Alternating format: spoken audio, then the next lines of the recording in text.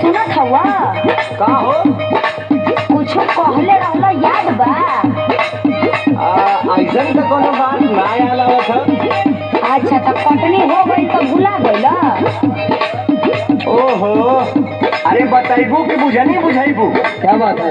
आ तू का इतना भूमिका बनावेलू हो? कौनो बात सीधे सीधे ना बोल सकेलू? एक तो इतना टेंशन कपार पे खुदे है, ऊपर से लगाबू तू ऐठे। हाँ हाँ हमरा भी टेंशने न बुझाई। काम निकल गई ना। क्या बात है? नहीं याद आवता तो सुन याद करावता ने। हाँ हाँ बताओ तो तनी। खाली खुशी लाई के करो वाला कटनी ना हो। कैसे? खुशी लाई के करो वाला कटनी कहि के दियोला ना झोलनिया। सीधे तो बतावे कि चाहता है। कहते नहीं होता है, मोहब्बत करने वाले चाहिए। बात भी नहीं होती है, कहानी लिखने वाला चाहिए।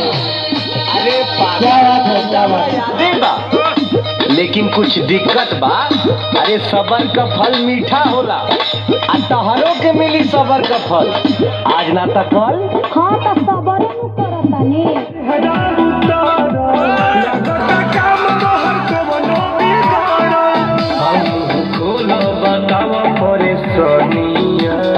शिवानी जी रेडी रहिएगा इसके बाद। क्या बात है?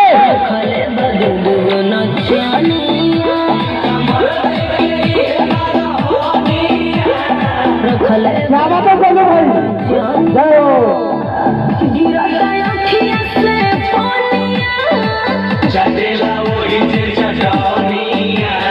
बॉम्बे में लेके मकानिया रखले बदू नचनिया। रखले बदू